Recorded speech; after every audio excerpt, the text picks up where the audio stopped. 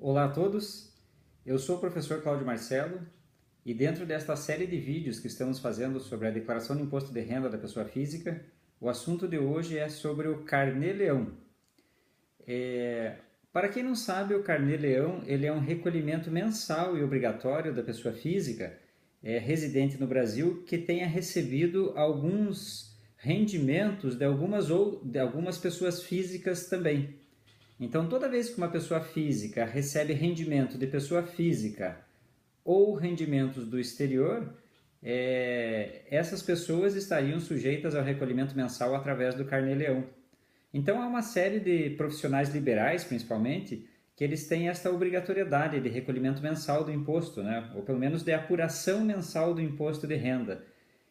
Dentre esses profissionais liberais, podemos citar médicos, odontólogos, fonoaudiólogos, fisioterapeutas, terapeutas ocupacionais, advogados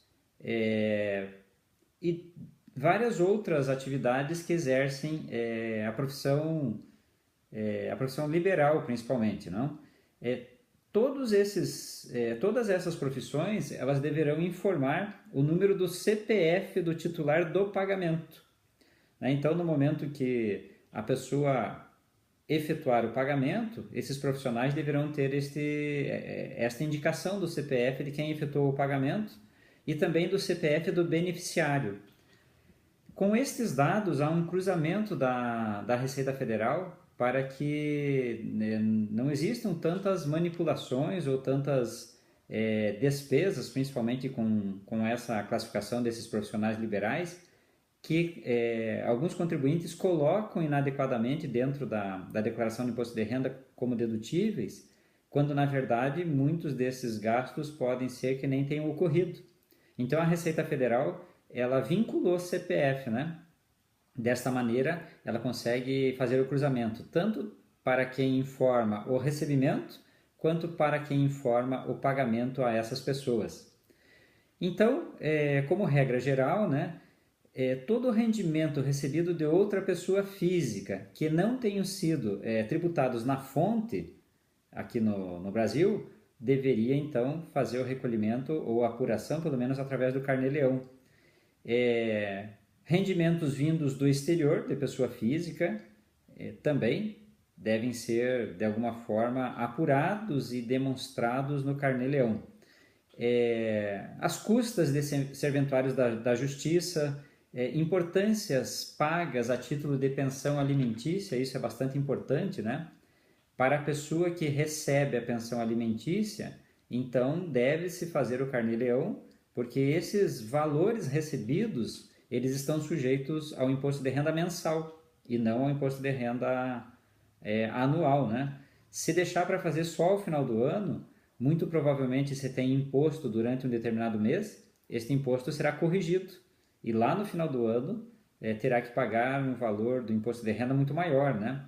Então, as pessoas que recebem pensão alimentícia, elas têm a obrigatoriedade de fazer mensalmente o informe desses valores através do Carnê-Leão. Também aqueles prestadores de serviços para embaixadas, todos aqueles que prestarem serviço, eles estão sujeitos à apuração do imposto através do Carnê-Leão. E para serviços de transporte também há duas regras, né? Aquelas pessoas que exercem essa atividade, né? Então, 10% do rendimento bruto decorrente de transporte de carga, de serviços de trator, de serviços de máquina, de terraplanagem, 10% de todo esse rendimento bruto que essas pessoas tenham deve ser informado também no Carnê-Leão para apuração do imposto, né? Essa obrigatoriedade ela ocorreu a partir de 2013. Então, de lá para cá, essas pessoas devem informar e devem apurar o imposto através do Carnê-Leão também. Aqueles transportes ditos como transportes de passageiro, né? Muitas pessoas fazem esses transportes através de ônibus ou através de van. Para essas pessoas que recebem de outras pessoas físicas, também teria a obrigatoriedade de apurar o imposto através do Carnê-Leão. E a Receita entende que 60% do rendimento bruto dessas pessoas deve ser informado para a apuração dos tributos lá dentro do Carnê-Leão. Então também seria uma obrigatoriedade, né? Há também, às vezes, uma confusão que acaba sendo feito entre o Carnê-Leão e o recolhimento, que é dito recolhimento complementar, que algumas pessoas chamam hoje, e chamavam no passado, de mensalão. Que eu brinco, né? Não é aquele mensalão famoso que a gente sabe, né? Mas este recolhimento complementar, então ele tem o sentido de como se fosse a antecipação do pagamento do imposto, né? Se a pessoa já sabe que lá ao final, na declaração de ajuste anual, que normalmente é feito no início do ano seguinte, ela já sabe que terá que pagar um imposto, e às vezes aquele imposto é um imposto representativo, né? Então ela pode, através do recolhimento complementar, o antigo mensalão, ir fazendo os pagamentos mensais e quando chegar lá na apuração do imposto de renda, efetivamente no final de um determinado período, né? Ela já pagou uma parte do imposto devido. Então a mordida lá no bolso fica um pouquinho menor, né? Se você faz aos poucos. Então, este é um recolhimento chamado de um recolhimento facultativo, né? Porque, na verdade, ele é uma antecipação do imposto. Existe um código específico para o recolhimento deste imposto através de um documento chamado de DARF, e o código é o 0246. E, naturalmente, não há encargos, né? Você pode recolher esse imposto em qualquer época do ano. Não há encargo justamente porque ele não é um imposto obrigatório, né? Melhor dizendo, este recolhimento complementar não é obrigatório. Então, cada um faz na medida que acha a necessidade. Diferente do Carnê-Leão, né? O Carnê-Leão, conforme eu expliquei anteriormente, ele é obrigatório para alguns tipos de negócios e principalmente para recebimentos de pessoas físicas, né? E daí, se a pessoa não faz na época certa, tem os encargos decorrentes daquele imposto que é devido mensalmente e não anualmente. Então, da mesma forma, ele é recolhido através de um documento chamado de DARF, né? Da mesma maneira que é o recolhimento complementar, só muda o código. No Carnê-Leão, o código é 0190 para fazer este recolhimento, né? Diferente daquele recolhimento complementar. Então são duas situações bastante diferentes, né? Não se confunde Carnê-Leão com recolhimento complementar. São atos que devemos fazer em momentos diferentes, dependendo da necessidade. Há também uma instrução dentro da Receita Federal para aqueles casos em que há o chamado sinal de negócio, né? Quando uma pessoa, normalmente é uma pessoa física, ela paga ou faz um depósito de um determinado valor, normalmente como garantia de um negócio, né? Um negócio que irá se concretizar mais à frente, mas para ter aquela garantia do negócio, muitas vezes é feito um depósito para alguém. Normalmente este depósito, então, depois ele é abatido lá na frente se o negócio for efetivado. Então, há um tratamento especial para esse tipo de situação, principalmente no que diz respeito à desistência, né? Seja da parte do comprador ou da parte do vendedor. Então, há uma regrinha estabelecida pela Receita Federal. Então, no caso de haver a desistência do negócio pelo comprador, esta pessoa ela vai perder o sinal dado. Então, aquele valor que foi como se fosse adiantado anteriormente, caso eu desista do negócio, né, a pessoa que recebeu o dinheiro vai ficar com ele e eu que fiz o depósito irei perder esse dinheiro, né? E neste caso, então, esse valor recebido ele está sujeito ao Carnê-Leão, né? Desde que recebido por pessoa física ou ele vai ficar, este valor ele sofrerá retenção do imposto de renda se ele for recebido por pessoa jurídica.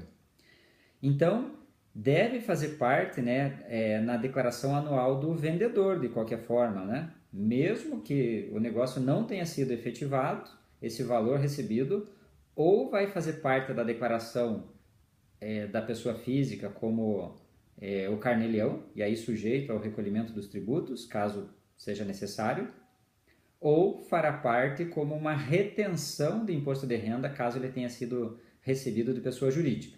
De qualquer forma, o vendedor ele tem a obrigatoriedade de apresentar essas informações no momento da declaração do imposto de renda. Pode existir também o inverso, né? O arrependimento, a desistência do negócio não seja pelo comprador, e sim pelo vendedor. Neste caso, também há um tratamento bastante diferenciado por parte da Receita Federal, né?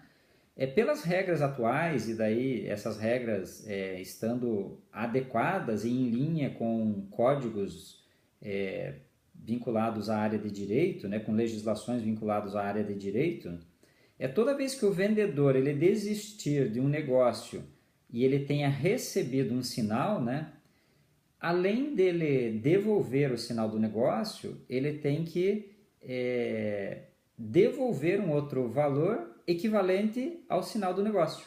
Por exemplo, se alguém adiantou 20 mil reais e eu desisti do negócio, eu teria que devolver esse 20 mil reais e devolver mais 20. Ou seja, o meu desembolso seria de 40 mil reais. 20 daquilo que eu havia recebido e 20 como se fosse uma penalidade porque eu desisti do negócio como vendedor, né? Então, nesse caso, imagine, para quem está recebendo, ele recebeu o 20 mil reais original e mais 20 mil reais decorrente desse tratamento como uma multa, né? Então, no entendimento da Receita Federal, o valor recebido a título de sinal de negócio, aquele valor original, ele não sofre incidência do imposto de renda, né? Então, é como se fosse uma restituição do valor que você havia adiantado anteriormente. Porém, o valor recebido a mais, este sim tem uma tributação e deve ser tributado através do Carnê-Leão. Então percebam que existe bastante peculiaridade em relação ao tratamento que deve ser dado para aquelas pessoas que recebem de pessoas físicas e pagam a pessoas físicas, e o mecanismo que a Receita Federal encontrou para poder fiscalizar essas pessoas mais perto, né, ou mensalmente, é através do Carnê-Leão. Tá ok? Espero que tenham gostado do vídeo, de mais este vídeo relativo a esta série que eu estou fazendo sobre a declaração do imposto de renda da pessoa física.